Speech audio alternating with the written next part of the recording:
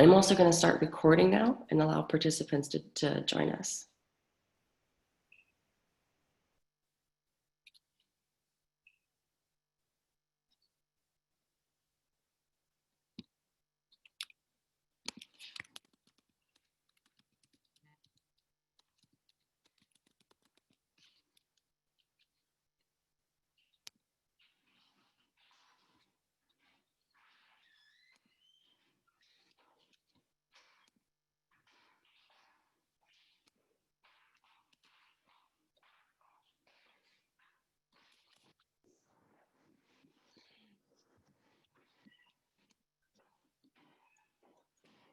All right. And then Cameron, you can go ahead and begin what you're going to say. I see our participants are joining us. So I'm going to mute myself and I'll hand it over to you.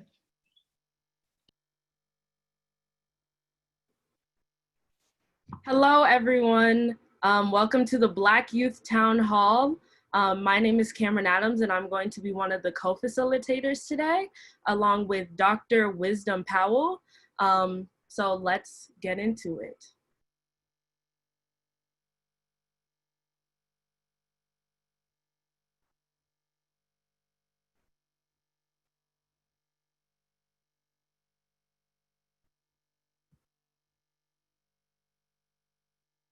All right. So like I said, this is the Black Youth Town Hall, and here are our facilitators, including myself. Dr. Powell. Good afternoon, everyone. Thank you for having us here today. We're excited to have this critical conversation. Yes. I would like to introduce myself as a young person who will be representing Youth Mentoring Action Network at this town hall event.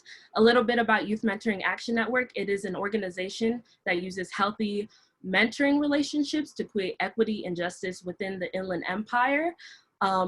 Some ways we do that is by promoting mental health, resilience, and wellness for young people in the Inland Empire. I'd just like to thank Mentor, the National Mentoring Partnership, for co-hosting this event with us. Your partnership is very much appreciated. I'd also like to thank the other partners, Cities United, the Diana Award, America's Promise, and the Yukon Health Institute for also being involved in this event.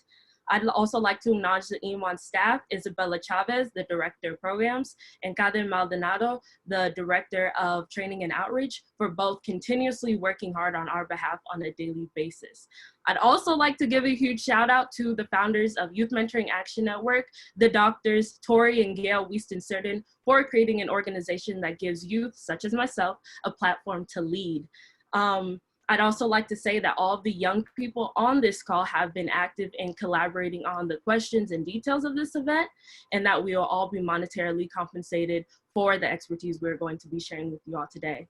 And I'd like to remind everyone that if you're going to be posting about this event, please use the hashtag Black Youth Voice when you do post about it, and also to stick around till after the webinar to see some youth artwork being shown. So thank you so much. I'd like to hand it off to the panelists so that they may introduce themselves. First up, we have Meg Zeenat Wamithi. Hi everyone, my name is Meg. I'm from London, from the UK, and I'm an award-winning mental health campaigner and consultant. I'm really passionate about young people's voices being represented in the mental health space. And this topic means a lot to me because I feel like a lot of Black young people are struggling with their mental health, and there's not a system that allows us to kind of access the support we need. So my kind of dream in life is to make sure that the support finds young people themselves, and that every young person can live a mentally healthy life wherever and whenever they need it. Thank you, Meg. Next up, we have Aniya Wingate. Hello, everyone. My name is Aniya Wingate, and I am from Houston, Texas. I recently just graduated high school, and I will be attending Sam Houston State University to double major in education and dance. I dance professionally with a dance company here in Houston called Urban Souls Dance Company. And my mentor has been Walter Hull, who is the co-founder of that dance company. And together and with that company, I've experienced learning how to dance as a Black dancer unapologetically in white spaces. Alongside my mentor, we have been investigating environmental justice issues alongside the Gulf Coast region, and I've met plenty of scientists and speakers, activists, other youth advocates who are involved in this work. And honestly, I'm just very passionate about young people. I'm very passionate about us being exposed with our voices, and also using art and dance to speak about things that we are uncomfortable talking about in any other way or form. So yeah, that's much about me. Thank you, Aniya. Next up, we have James Hill.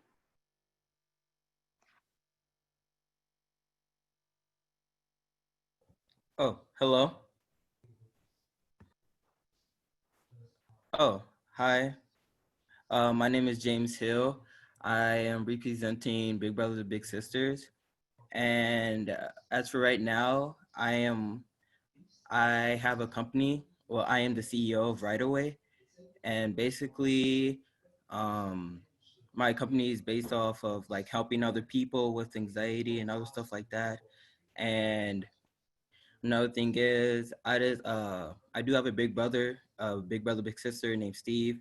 We've been together about 5-6 years, and I've been helping around with the community about Black Lives Matter and helping other people with food and other things like that. And I do go to Hopkins High School, and yeah, as for right now, my summer has been going great.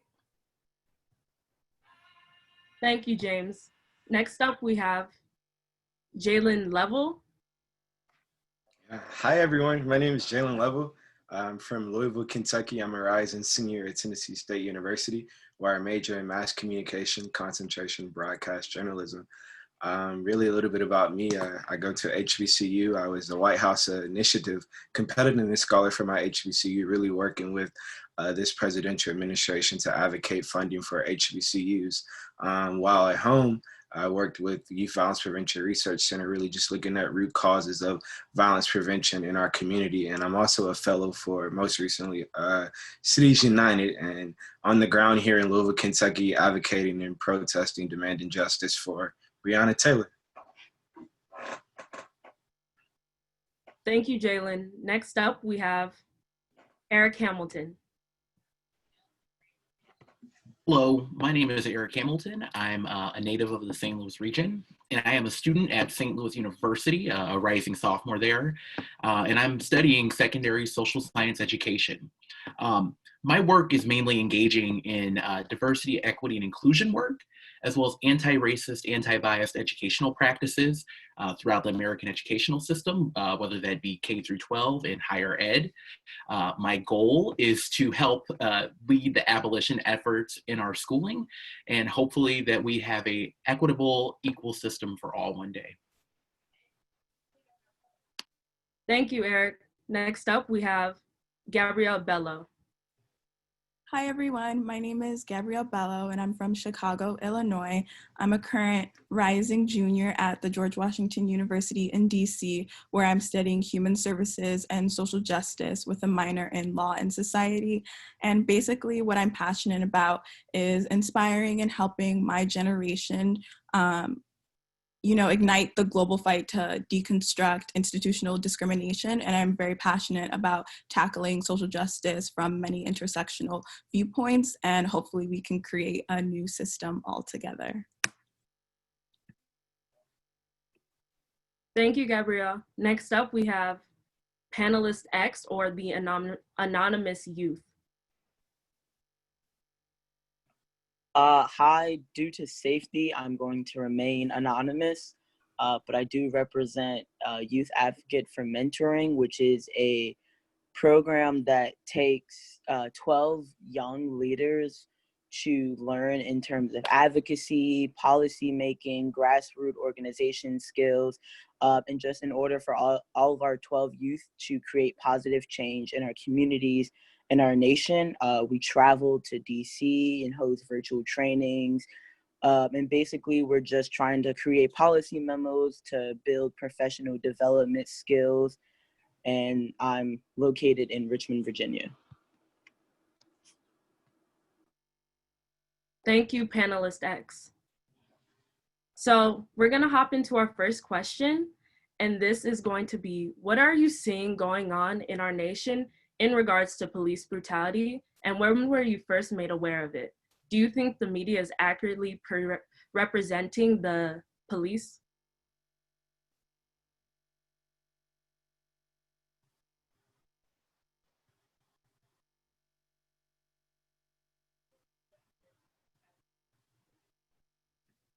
I can go first. So I know that I was first made aware of police brutality about 6 years ago, and that was really when Trayvon Martin was murdered. And I think basically that a lot of the media attention that it got made me aware that, okay, something isn't right here, and like police aren't someone I can always lean on. I knew police weren't necessarily always the best person to go to in situations where I felt uncomfortable, because I have seen police, misbehave, but never to the extent where I was seeing police actively like murdering people based off the color of their skin. And I think that was where I kind of started to have conversations with my family about racism in America. And I don't necessarily think the media accurately represents the police. I think when we often look at the news, they're misrepresenting Black and brown voices and Black and brown people, and are often showing them as violent. But then the police are kind of like the saviors, and they're the ones that are like doing justice and making things happen. And so they're the ones that we need to go to. And so Black and brown people are vilified, whereas police are then the saviors to protect the community from that specific set of group. And so I think really the media is just reinforcing the injustices that we see today. I would like to piggyback off of basically what you said about the media. It's definitely not an accurate representation, especially in certain cities and states where, the police are kneeling with the protesters or taking videos of them, high-fiving people of color. And then within the realm of 30 minutes, these are the same officers that are tear gassing and arresting people unnecessarily and over aggressively. So I don't think that there is an accurate representation, especially when the media only shows the looting and the rioting rather than, what's the cause and where is this anger even coming from? I'd have to agree with that 100%. And, I really relate to the experience of, knowing about police brutality, but it becoming much more apparent after the Trayvon Martin murder. I think it became most real for me being a St. Louis native in the Mike Brown case.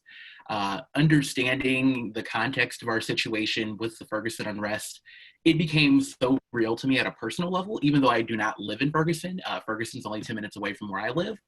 I'm like, wow. I think that's when I started to feel it emotionally. I think that's when I started to really investigate at a deep level, coming into adolescence and all of that. Like, wow, people really do want to hurt me, because of just how I look. And when I think about the media representation, I think we often focus on news media, which is very true, but we also need to look at our entertainment in terms of when you look at shows like Cops and First 48, even Law and Order SVU. A lot of those shows really set up the narrative that majority of the time the law enforcement officers are white, largely white, very rarely are female identifying. And then you see the perpetrator of the alleged crime is typically always a Black or brown person. And that is subconsciously, supported the narrative that Black and brown people are criminals. Well, I would like to say that I see a lot of participants are commenting that Trayvon Martin wasn't a victim of police brutality, but I think we're all trying to say is that is the standpoint of when we seen that our skin color was seen as almost a threat. I know that when I was dancing with Urban Soul's dance company, there was a youth program within the company, and my mentor, we were actually doing dance about things that are happening in the broader community.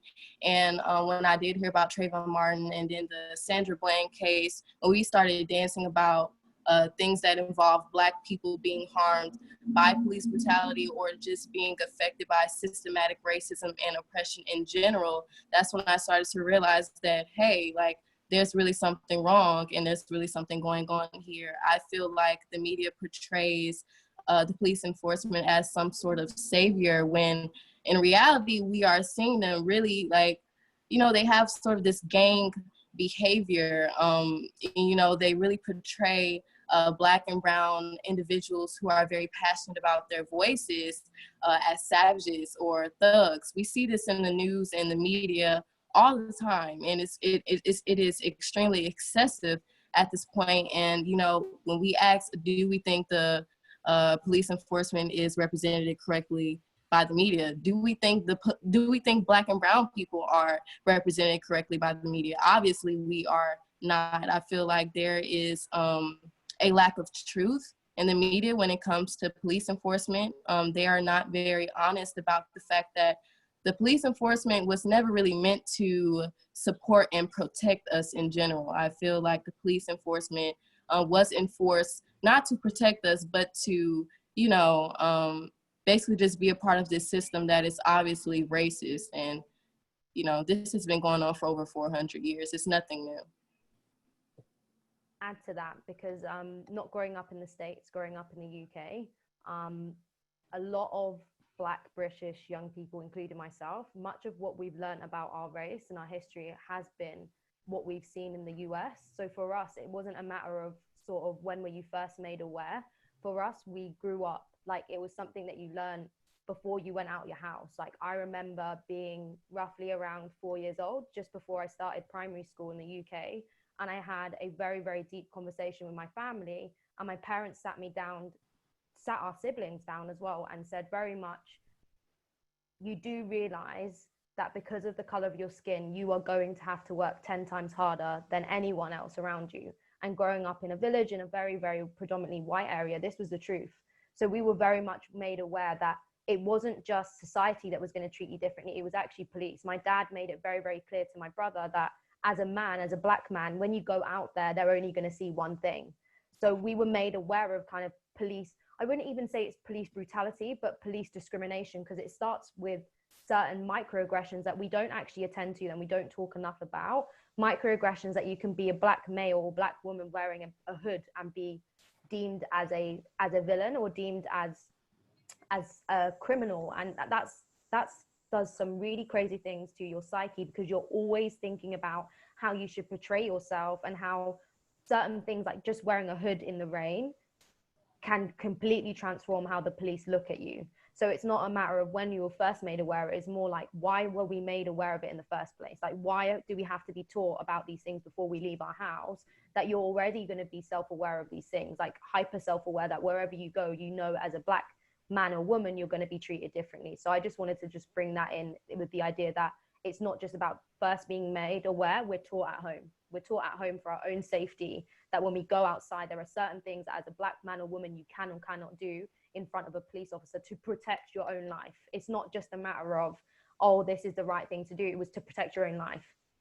So I just kind of wanted to share that from an outsider's perspective who doesn't live in the US, who knows firsthand that this is something we were taught before we leave our house as young people.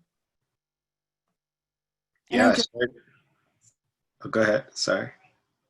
Sorry, I just wanted to quickly add to Aniya's point about Trayvon Martin not being a victim of police brutality. I think also in that case, it's important to see how heavily the police protected George Zimmerman in that case and like went to bat for him and like put him under protective custody. And I feel like even that is like a form of violence against Black people, that when someone is murdered, like you want to protect that person rather than finding justice. So I just wanted to add that point.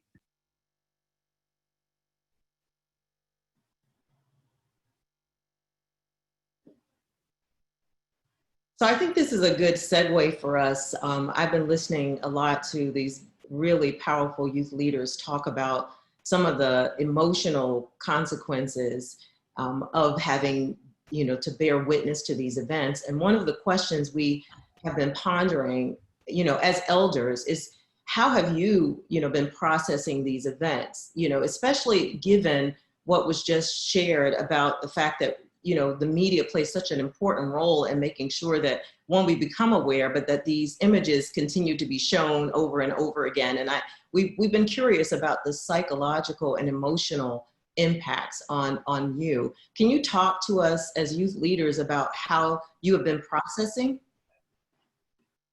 I'd like to just jump on this question. This is gonna be challenging for me, but this is gonna be my time to just, reflect and just get it off my chest. As someone who has been very active personally in the streets, who has been affected by the tear gas, who has been affected personally because of police brutality, it is a very challenging spot to be in psychologically and mentally. I know the first night that I got home after being, just manhandled by someone who just has a badge and a gun, I couldn't sleep.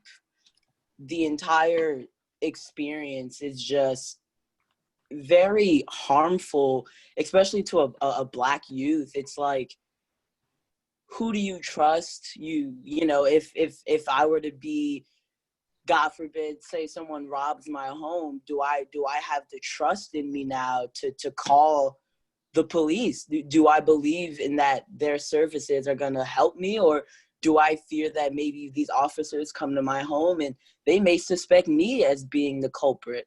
So all of these protests and the murder of George Floyd, it's mentally draining, because it happens so far away, but it's like that could have easily have been me. That could have easily have been my father, my partner, my mother, my friends. And you put yourself in this scary box where you take the chance of even walking out of your house, because it's like, I know I personally live around a very large college in my state, so I deal with their police and I deal with my local police, so that's double police that I'm feeling this fear and this hatred to. And in just terms, honestly, I don't know if there are ways to cope with this, especially in and day out. There's a new person who's been either killed by the police, killed because of these protests, killed just because of the skin of their color, the color of their skin. And I don't know if there is a way to cope. It's a scary world right now, and it's I don't know, it's malarkey to even try and say today's gonna be a good day. I'm not gonna be afraid of these officers when you have power over me. So and this is in a general sense now, it becomes a generational thing as well. You start to fear. I'm 19. I shouldn't have to be worried about whether or not my little Black children are gonna have this same fear towards the police, this same hatred towards the police. So it's challenging to even look on the news, to check social media, because it's like, what's new today? What trauma? What am I gonna have to embrace myself for now? Who am I supposed to turn to? There's no fear. There's fear towards our government, our legislative, our judicial, our executive, and it's like, how do you continue to just get up day in and day out and continue to fight? And so I've been processing. There was a week straight that I went out to protest and be a part of this movement, and for a second I had to tell myself, okay, it's time to step back. You've done more than enough. It's time to get some sleep, to finally stop eating once every other day or every couple of days. It's time to just take a step back. And I know it's challenging. You want to be a part of this. You want to be heard. You want to make sure that people who don't use their voices, they have somebody to turn to. But who do you turn to for yourself? And that's a question that I had to ask myself and just remove myself from everything. That's a really powerful statement. And I'm wondering if, as the other youth chime in here, tell us some more about who you are turning to. Who's supporting you in this as you tell us about how you're processing? Oh, I'm sorry for interrupting, but before I talk about who I turn to personally, I would like to piggyback off of not being able to cope with this.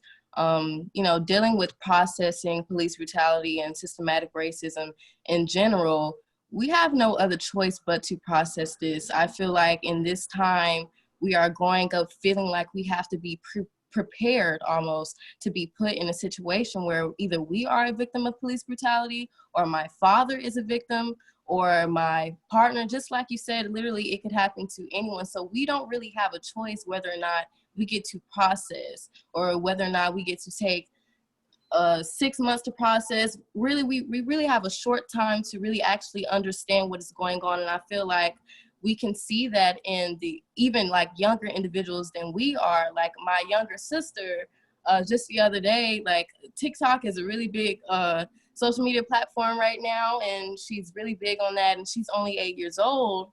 And just the other day, she made a statement, and she was mocking Donald Trump, and she said, "I could care less about Black people and their lives." And as soon as she said that, I was like, "What?" But this is reality, because we're growing up in a time where either we have to catch on quick, or who knows what can happen. And you ask me, can I cope with this? I can't cope. I can't sit here and think about what I can do to make this easier. I can do nothing but demand change. That is my way of cope. I really can't cope with being okay with this. I'm not okay. And I feel like this is a fight that our ancestors have been, going on. Like, this is, like you said, this is a generational thing. It's a generational battle. And I don't think we are responsible for the psychological battles that have been input on our people for over years. I mean, the mental illnesses and the anger, the pain is so evident in our people. And we can see that in the protests and stuff like that. And I feel like right now who I can mostly go to is immediate family, my parents. And it's so weird to say this, but it's like you feel like you have to really take advantage of every moment, because you don't know when that can be taken away from you.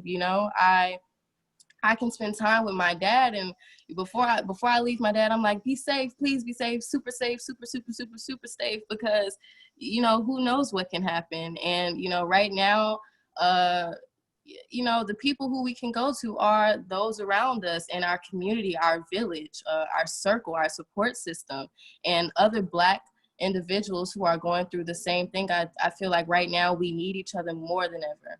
We need each other more than ever. It's really not the time to be focusing on anything else, because I feel like we're all over it.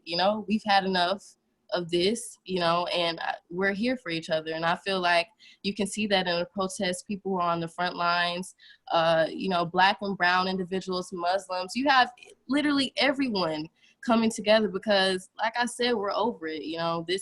This is getting old, and I know I'm tired, and it's ridiculous. I'm 18 years old and tired of oppression. I'm tired of systematic racism. Like, what even is that? Like, it's sad. It really is sad. And like I said, I'm over it. And my way of coping is demanding change and being on the front lines and protesting and using my voice, period. I have no other choice but to do so. I'll jump in and kind of just. Okay. Yeah, I'll jump in. Okay. I'll jump in and kind of just pick up where Aniya left off, really just talking about our ancestors and the power that they had. We're talking about 400 years of systemic oppression and racism, right? So, coming from Africa, the power that it took, we are the offspring of people who were on a ship. And then even going to the 60s and the 50s, looking at Martin Luther King and the his troops, everyone that followed him, they went out every day to fight for this injustice, to march. You know, after the first day of marching, I was telling my friend, like, man, I'm tired. But then he said, you're tired? They marched from Selma to Alabama. We're only marching 5 blocks. So it's like, do you understand the power that you have? Do you understand who you are, what you come from? So I think that's really what gives me the fuel every day to go out and just fight. I mean, I see George Floyd's name on here, but it's important that we talk about the intersectionality.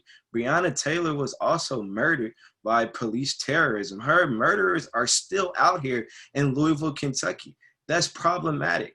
Rayshard Brooks was murdered and they were arrested immediately. So I think it's just a matter of us understanding this isn't something we're ever going to be able to cope with, but we just have to understand the power that we have.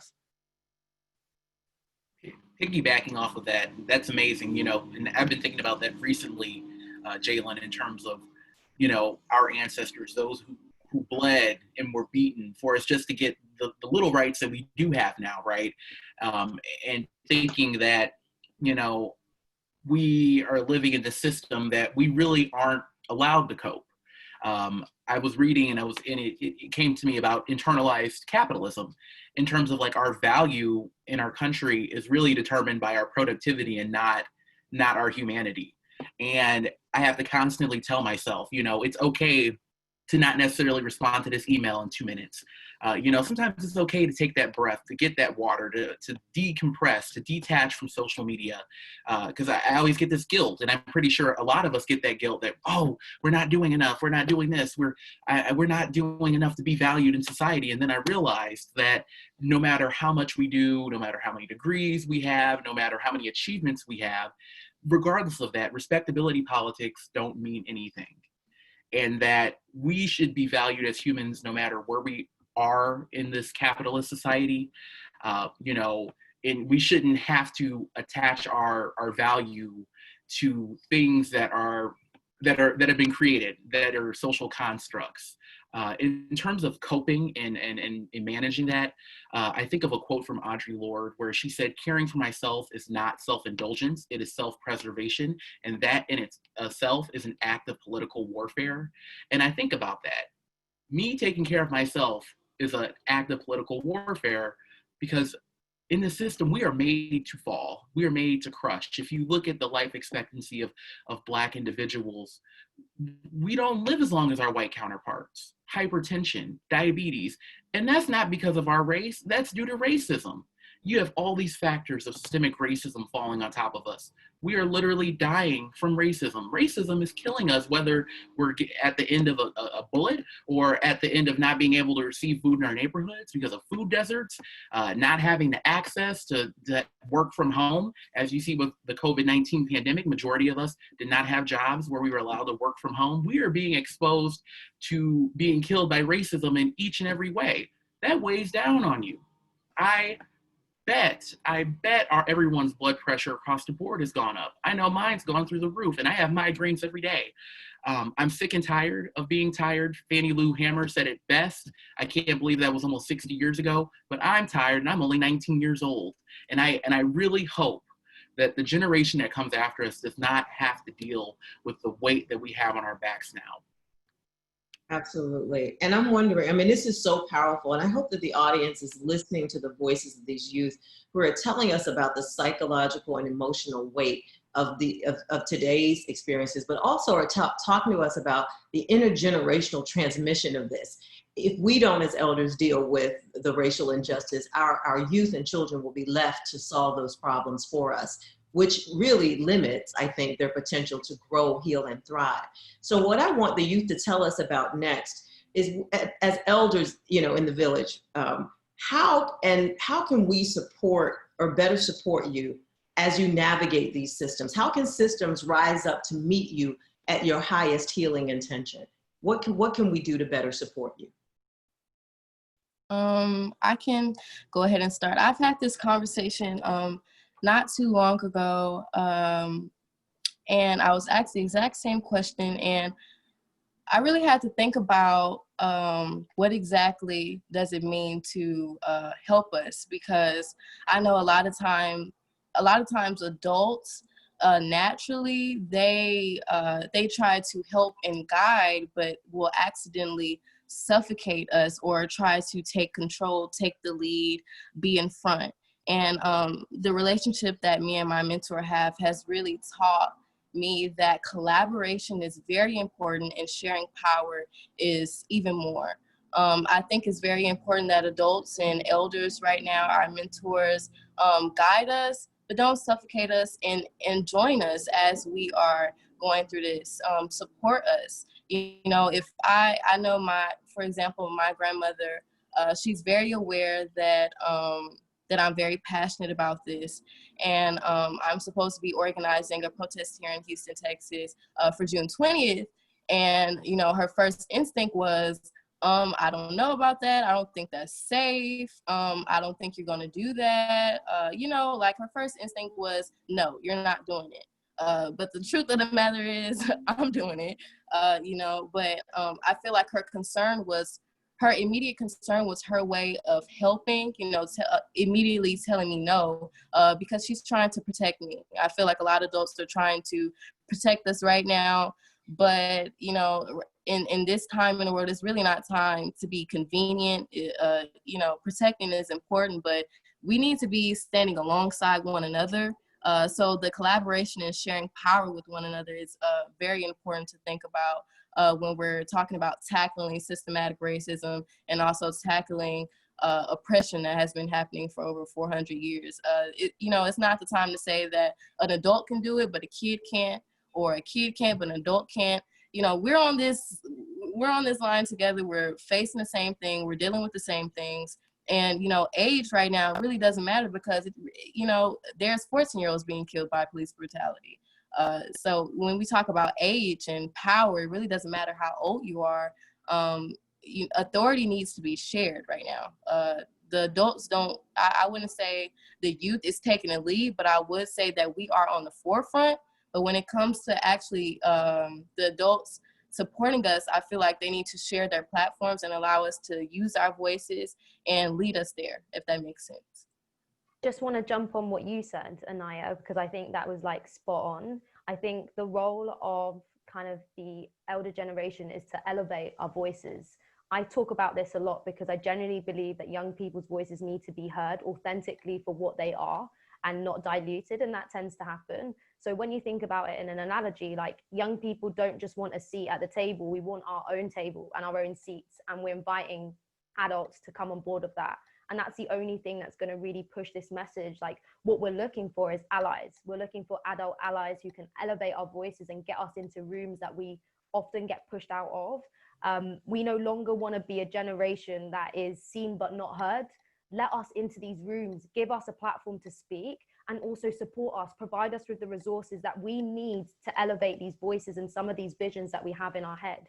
Because I've heard so frequently in these last 3 weeks of campaigning and being on the front lines, we have a lot of adults saying, okay, then what's next? Young people already know what the vision is. Just ask us those questions and we can tell you what the answers are. Like, we have a vision for the future and you need to listen to us and provide us with platforms that we can unapologetically share these. And we don't want to, like, I think it comes to the point where it's almost like young people constantly have to battle to be heard properly, where it's like, it's no longer that point where we need to battle anymore. You either join us or take a back seat.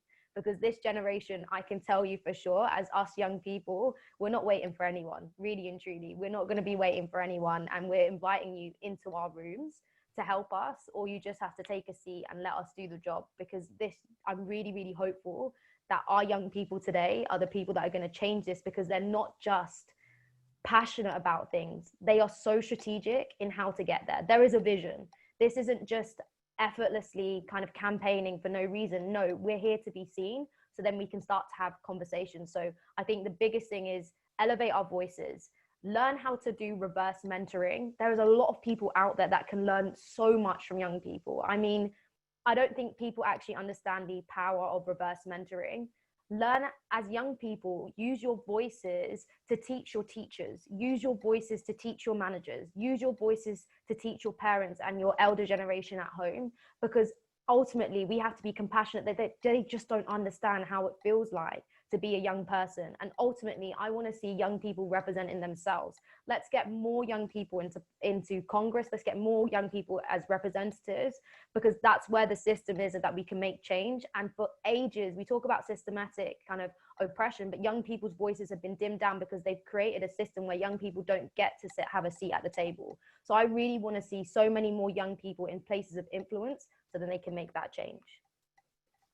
Certainly, I agree with you. I think it's important for our elders and other city and community leaders to understand that young people were tired of being just photo ops. We no longer want to be a photo op. We want to have an influence in policy. And at Cities United with our CEO, Anthony Smith, that's one of the things that he always brings up, that young people need to be at the table. If you want your organization to thrive, if you want your city to thrive and be great, you need young people at the table. One of the things that we're demanding here in Louisville from our mayor is a youth implementation team or a youth advisory board, not only to just advise our councilwomen and advise the mayor, but give them voting power, allow them to make decisions. How can you create policy centered around young people when they don't have the power to vote on it, right? So we need to be at the table, we need to influence change, and we need a voice. This is so powerful to listen to young people advise elders about what we need to do. And what I'm hearing, even, I mean, just as an elder in the village myself, is this idea about shared power and inviting people into a movement that in a way that actually allows youth to lead strategically. And one of the things we've been wondering about is like not just elders of color, which you have spoken to so poignantly, but what about non-Black teachers and other mentors? How can they support Black students as they navigate individual and systemic cases of racism? That's where I think reverse mentoring is the biggest thing, right? I remember having conversations with certain professors in the UK and certain of my teachers, and even from a performing arts point of view, they didn't get it until I explained my story. I think we often feel like we have to back everything by facts and have all the statistics out there, but your story as a young person has so much influence to make change. Your story as a narrative is so powerful as a tool. And by allowing someone to hear your story can change everything. Like a lot of people are ignorant because they just don't know. And I know that sounds crazy in the 21st century when we have information everywhere, but some people just are so ignorant that if it doesn't apply to them, then they don't need to know. So reverse mentoring comes in there. Like I think as non-Black teachers and non-Black kind of people in workplaces, your responsibility is to learn and to listen. It's about asking the right questions and not just listening for the sake of listening, but actually applying that into your life. How can you be a positive role model, and how can you use that knowledge based on someone else's experience to drive change? Because ultimately, with reverse mentoring, what we're trying to do is get you to empathize and be more compassionate into what happens to us on a daily basis, so then you can also correct those around you. It's not just about, this is not just a matter that's affecting the Black community, this is affecting everyone. Therefore, we can no longer say that this is an issue that we're going to deal in isolation as Black people. Actually, we need some of these allies. We need so many one of you to collaborate with us to get this message further. And that can only happen when you start to learn from a very, very basic point of view. What is it like to be a Black person on a daily basis and a young Black person on a daily basis? And I really think that can only happen by reverse mentoring, but also giving young people spaces, safe spaces like now, where you can sit down and just listen and understand and ask the right questions so then you can learn more. Self-education and self-discovery is going to be one of the biggest things for elder generations to begin to really understand young people. But I think it really does start there, by us young people sharing our stories and having those kind of allies listen to us properly and understand it. In the respect that young people having that platform and being active for each other, for not in the respect for adults, but like the platform as young people use social media, do you think that has been like active or counterproductive in the movement for Black Lives Matter? Because in some respects, in all respects, I'd like to hear what you all have to say about what you've seen on social media and how that platform is being used effectively or ineffectively. I think personally, it really is a hit or miss thing. I know my social media there is no set race. I have white friends, I have Black friends, I have people of color. And it's hard because as a person of color, you get the, hey, you know, just checking in. And some of them they're sincere, you know, they really do want to know how you're feeling. But it's hard to decipher and give that trust to the people who are really just kind of like just fishing for it and just wanting to be a part of the movement, or just taking away that light from you and whatever it is you're going through to interject, you know, just their opinions on this matter. And I think personally it's kind of annoying to have people just, and this is no disrespect to anyone in the chat, but to have people question like, oh, you know, what is there for us to do? How do we handle it? I mean, it's really not that, it's not a complicated thing. There is a race who is, because simply of the color of their skin, is being targeted. That right there should just get you fired up. There's a huge wave of inequality right there. And so it's like, what we need, it's not just to hear our stories, but it's to also hear our emotions, how we feel about that day. How hard was it to look at your phone and see social media? How do you, to have, you know, a white person, you know, come into your social media and say, you know, hey, just thinking of you, I know there's a protest around you. Why does it have to be me? Is it, you know, what it's about? I don't want to call it guilt, but I want to call it guilt. You know, it's like, you see, you have a Black friend, you see that there's a protest going on, you think there's some correlation. No, there isn't. I know plenty of Black people who are steering away from the protest, who don't check social media, who don't read the news, because it's like we said, we're tired. It's the same things.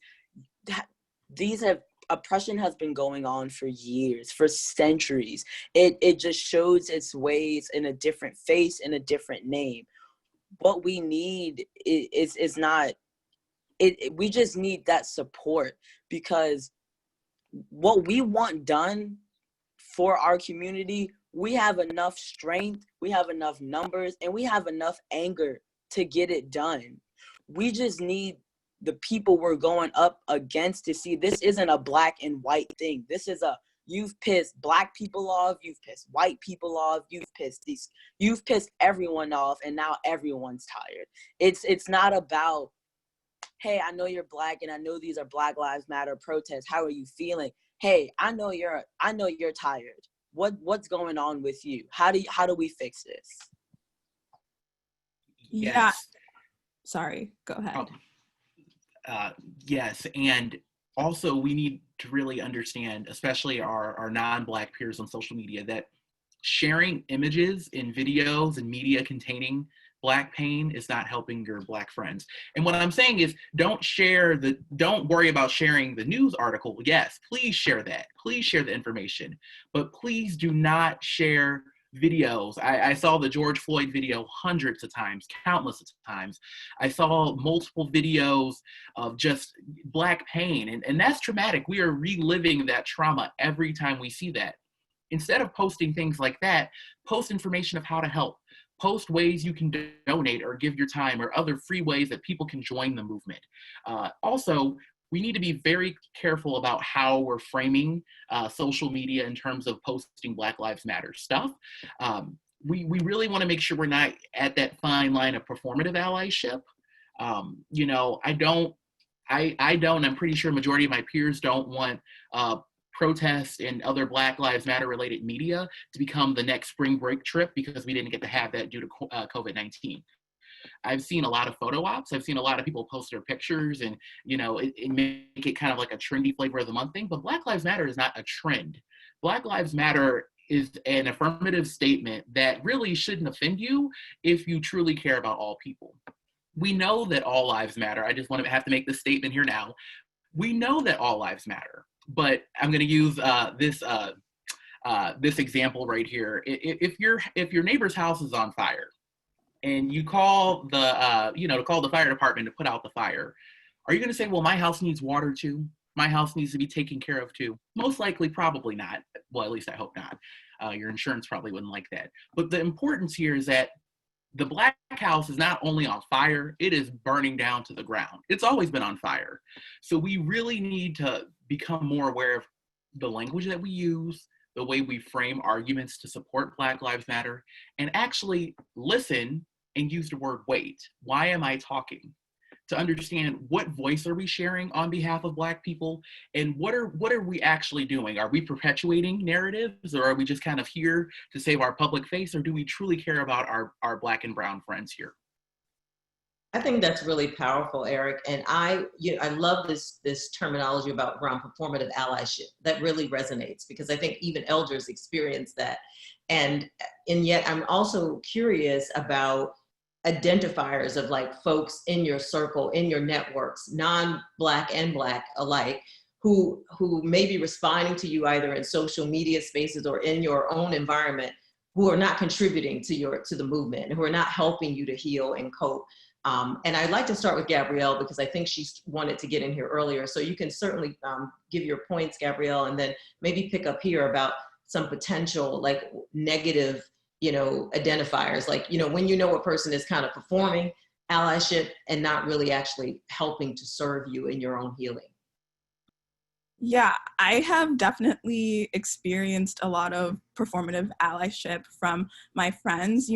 I've had people, I think one thing that's really important is to make sure, especially for Black people, that you don't let anyone tokenize you. Because I've had a lot of people who have like slid into my DMs and are like, Gabby, like, what do you have to say? Or can you like educate me? Can you teach me? And I'm like, excuse me, Google is free. There are so many resources on social media right now, and it is not my burden to carry to educate you. And so I think that's really important. And that's someone who is just looking for someone to tell them what to do rather than wanting to educate themselves.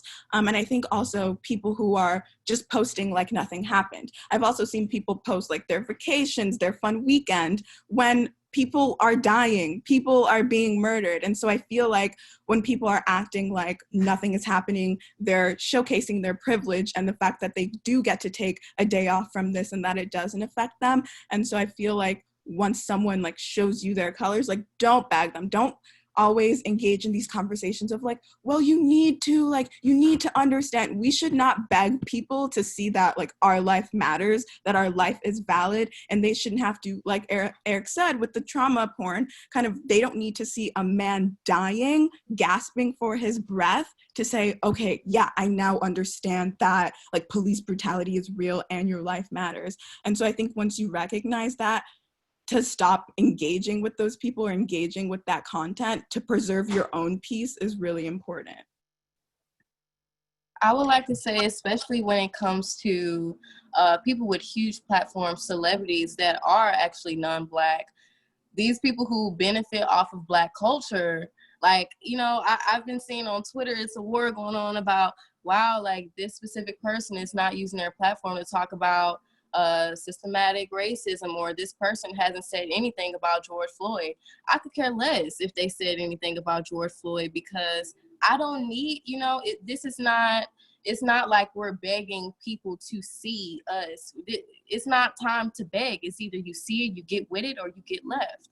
And I feel very unapologetic when I say that, because there are a lot of individuals, that are in Hollywood or that are just benefiting off of Black culture, that are not woke when it comes to things that actually matter, things that are actually, affecting us, affecting our people. And even like I have like certain friends, that are non-Black, are white. And I've just noticed that, like you love our music, you love our food, you love our people, you love our style, yet you said nothing. But you've never said anything, you've never said anything. I think it's important for us to know that we don't have to beg people to say anything. Like, what do we, like, we don't have to benefit off of that. I don't think right now we do need allyship. It's important for us to stand together, but at the same time, like I said, you get with it or you get left. We don't need anyone to stand alongside of us. It's not like, oh, if my white friend doesn't say anything, I'm going to die, or I need to tell her that she needs to be aware. I need to tell her that she needs to get woke. That's not my job. I think it's, like I said, get with it or get left. That's how I feel.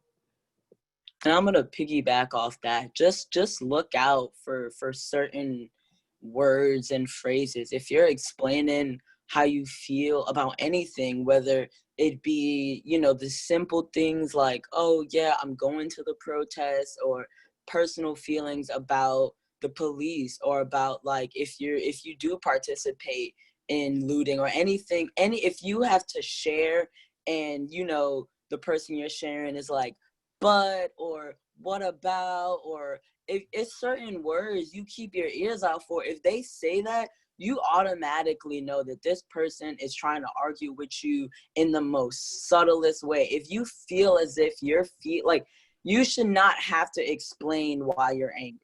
If you are explaining to someone and you have to break down or diminish, or just if you just have to dumb down why you're upset, leave them. Don't engage, because now you're wasting your time and your energy. And it's also, excuse my French, but it's also a talk shit and get exposed, get hit. If you do find this person, call them out. They do not get to continue to diminish other people. If you see them, you tell them, and then you tell other people, like, this is the person who said this, or they posted this. Report them, block them. Do not let them continue to get away with this, because those are the people that add on to the problem right now. It's when you're not 100% our ally. If you are not 100% down with the cause, at this point in time, you are against us. If you are not willingly understanding, there are people out here who are just so fed up. If you feel as if that's a problem, you're not with it. If you're trying to, oh, but my cousin's a cop and no. Do not settle. Do not ever feel as if that you have to put your feelings on a back burner. If you find somebody who makes you feel as if you have to question your story, delete them from your life.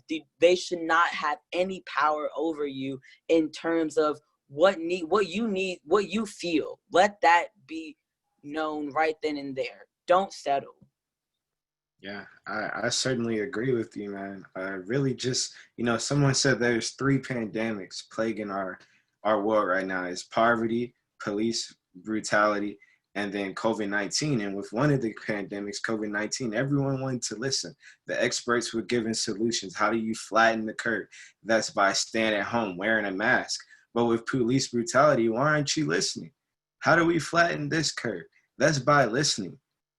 That's by understanding, like treat police brutality pandemic as we all treated COVID-19. Yes, and none of this is new. Like, this isn't new information. Angela Davis was out here writing about this 40 plus years ago, and she's very much still alive and is still telling us the same message now. People should not act surprised by hearing about this. Now, I understand that many were not exposed to this, but it has never been our job and never will be our job to utilize our intellectual and emotional labor to explain to those who have not taken the time to do it themselves. That's only going to harm us in the end. We need to preserve that intellectual labor for moving forward this movement. We need to preserve our mental, physical, and emotional state so that we can be our best selves for those in our community, those who are what I would call co-conspirators, those who are non-Black allies joining us, as well as our fellow Black and Brown people who are really working to move forward in our society. In terms of preserving our mental state, it's like, it's okay to detox from social media every once in a while. For someone who's really, is like an extrovert and likes to be connected to people, it doesn't help that we're in the middle of a pandemic. But it's also great that we're in the middle of a pandemic because we are not as forced to be in those close-to-close social interactions. Use the time that you have. If you have the space, take it. It is okay to take a nap in the middle of the day sometimes. Sometimes it's okay to just close your eyes, detach, meditate, drink some water, because we can't solve problems that have been around for over 400 years overnight. we need to take the time to take care of ourselves. And if we don't, our movement will slow down, and we're going to get stagnant. We need to take the time to take care of ourselves. And I don't think we hear that enough as youth or as Black people. It is okay to detach. It is okay to slow down, but that doesn't mean, drop the movement, but take the time for yourself, please. That is really important, Aric. And, I know we're getting to the close of the hour, and I know Cameron had a final question she wanted to lift up. And I'll just pose this broadly to the youth on behalf of both of us, and to thank Cameron and the other youth leaders here for allowing me as an elder to be in this space with you today. I've learned so much. Your voices are so powerful and so necessary for this moment. And I'm wondering, elders are now talking, we're also in the midst of an election season, right? So most elders are saying, get out and vote. As a way to push back against systems of dehumanization and racism. What do you say to that? And we're going to use this last question as a way to close us out, but I would love to hear your response to that question. I would say that do you want to go first, Aniya? Yeah. Okay, I'll go first because I'm pretty sure I'm more so less educated about voting in general, and that's what I want to talk about. I feel like young people in general, I've had one class in high school, one class where, and this was a dual credit class, so it was really stemmed from the college in our area, where we actually sat down and we went through all of the people who are on the elections and actually what they stand for, what they believed in. And we're really not educated on what voting is and why we should vote. I feel like in general with Black people, there is a lack of trust, a lack of hope, a lack of respect in the system in general. And when people feel like nothing is going to get done, they're not going to get up and do anything. And I know when my family in general, my dad's side of the family, they don't get up and vote and stuff like that. And of course, the people who come to the schools with the t-shirts, with the go vote and with the clipboards and telling us, you guys need to go vote. It's can you tell us why? Or can you, not that I'm saying I don't know why, but I know there's a million other students here that don't know why they should, because they don't even think anything could get done. So I really wish there was a connection that we had when it came to our elders, because I know a lot of Black elders don't get up and vote anymore, I had to convince my grandmother when I was in 6th grade, Mom, you're not going to get up and vote because I just heard them talking about that at school. And it's we're not very educated when it comes to stuff like that. So I really wish there was some sort of resource, or we provided more resources to Black youth or just youth in general about why we should vote and the importance of it and what it actually could do to change. Because like I said, we're used to things not changing, and we're so used to being sick and tired and seeing the same things happening, no matter who's in office, no matter who is elected as president, no matter who is the senator, no matter who is the governor, we're dealing with the same thing. So I just, when it comes to voting and stuff like that, I know me in particular, I want to be more educated, but not more educated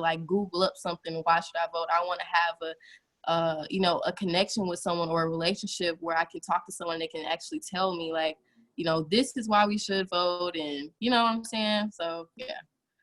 That was amazing, Aniya, because you're not the only one. A lot of young people don't understand the constraints of political action. And to break it down in the most basic form as I probably can right now is everyone needs to understand that politics is people, and without people you can't have politics. These people in office are just general people. Any one of us could be a representative, and as Black people we need to understand that as a Black person you can become a representative, and we need normal people like us to become representatives to change that system. Point one. Point two, voting is for example, imagine we all have a party at home and everyone asks you, what do you want to watch on Netflix? And everyone's making votes. And if you don't vote, you don't actually get a say to influence the choice of film or TV series that you're going to watch. And because of that, you no longer have a say in what happens. Voting allows us to hold people accountable, but it also allows us to share our discretions. When you vote, it shares a direct signal to our representatives that they're not doing their job. If they don't get re-elected and they don't get voted in, that shows them that they need to do better. And as Black people, when we don't vote, we lose our voice.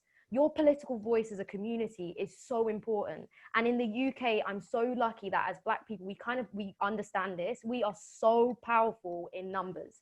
And voting allows you to have a collective voice that you don't have to always be on the front line campaigning and rallying. Elections allow you to do that with a simple tick of a ballot box. That allows you to do that.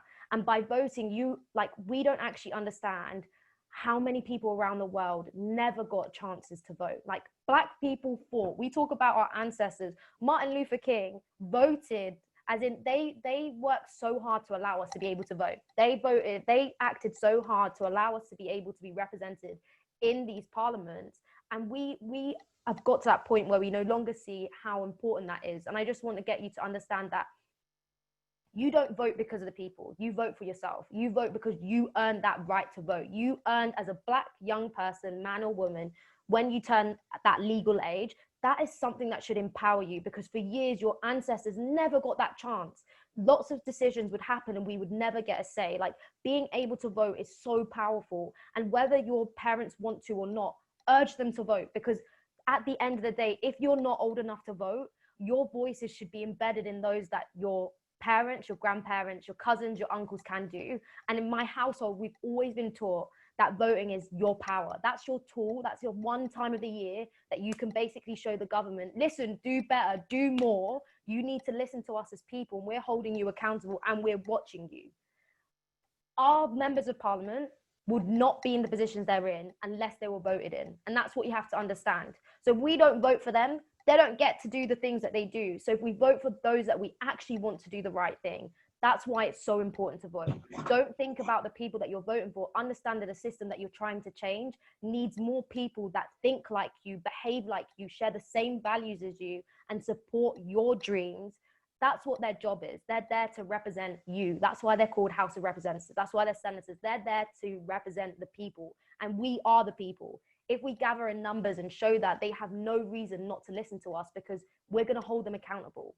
So I just want to remind everyone today, like, especially because we are in a political cycle, vote, use your power to tell the government to do better, because we're no longer going to allow them to do things. Like, we are powerful in numbers, and the only way we can do that in this system, unfortunately, is voting. Let's all vote. Use your power. Use your power. So many people fought years to be able to have that power to vote. Let's honor them. Let's vote. Let's use our power and collectively make a change, and put the people that we respect, trust, in positions of power, that they can be able to pass on the baton of the things that we are powerful and passionate about at home, and make that change in systems that they need to. What a powerful call to action, Meg. I mean, you have really, I mean, you've said it, and you have challenged us as elders in the village to actually, one, not just compel you to vote, but give you the why, as has been pointed out in this among the panelists here. But you've also made us reimagine what voting means for us. Like, it's not about, folks out there, it's about exercising that power we have within us. What a powerful message to us and to our youth. I know Cameron wants to close us out, and I want to thank everyone again for coming to this powerful conversation and for allowing me to be a part of it. And I hope that you'll take home some of the messages that our youth have shared and take them to heart, that you will act, you will listen, you will create new tables and new seats and allow them to lead strategically.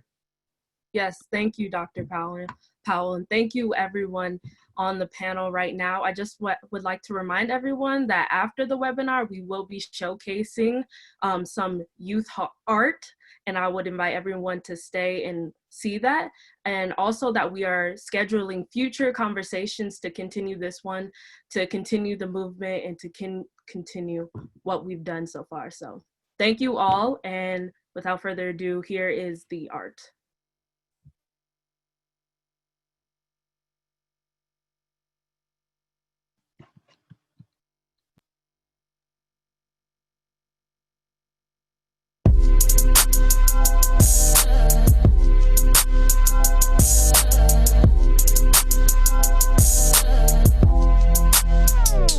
I don't wanna see my people higher. America ain't never put us first, yeah. No justice, no peace, yeah, yeah. No justice, no peace, yeah, yeah, yeah.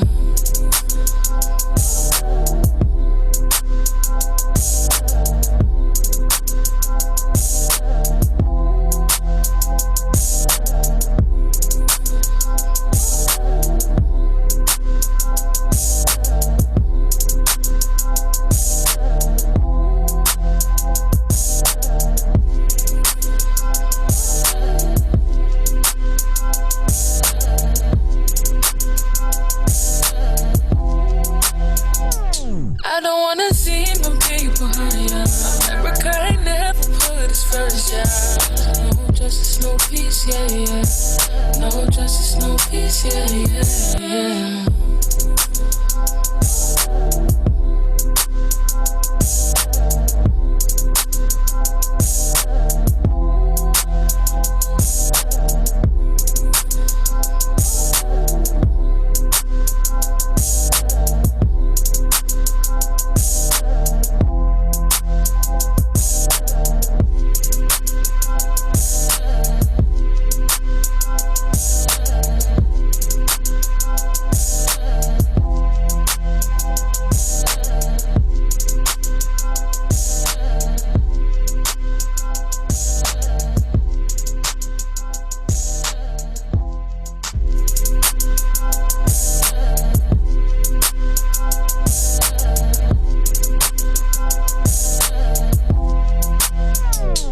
I don't wanna see my people higher. America ain't never put us first, yeah. No justice, no peace, yeah, yeah. No justice, no peace, yeah, yeah, yeah.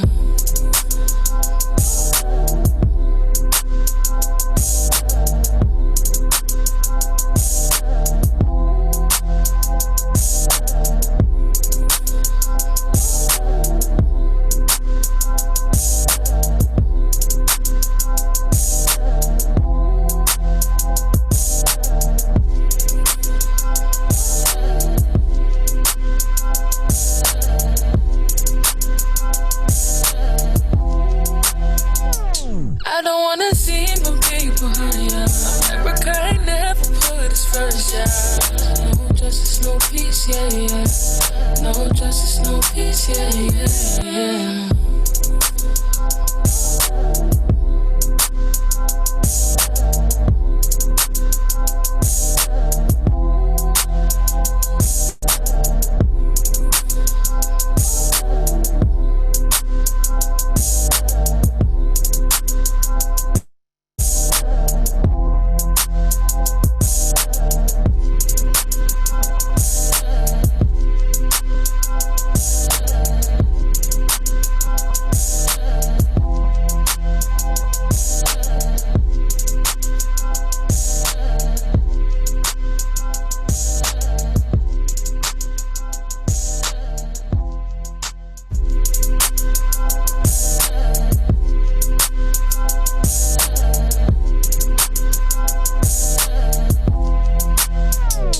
I don't wanna see my people higher.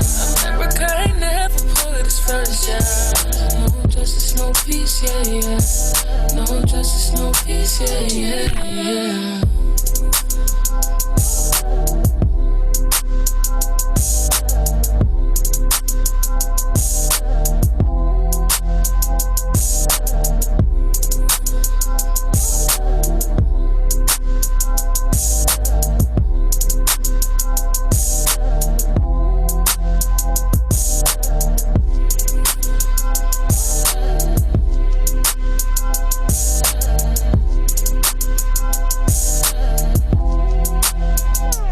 I don't wanna see my people higher.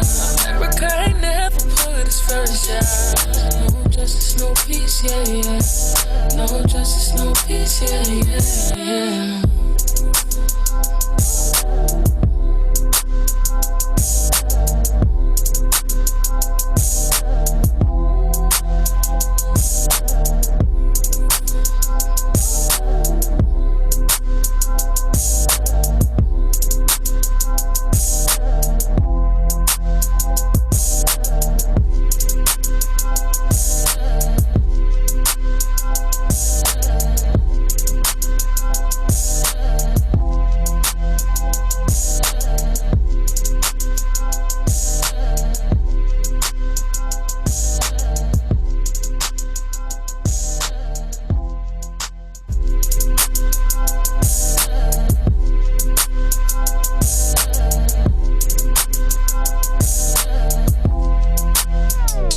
I don't wanna see my people higher.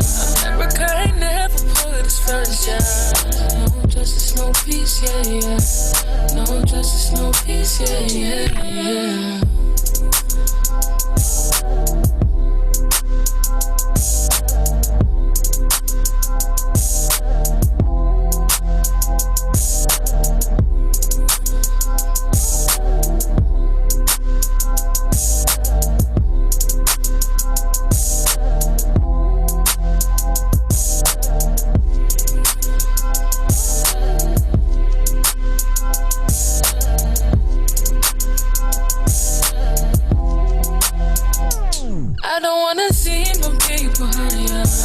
America ain't never put us first, yeah. No justice, no peace, yeah, yeah. No justice, no peace, yeah, yeah, yeah.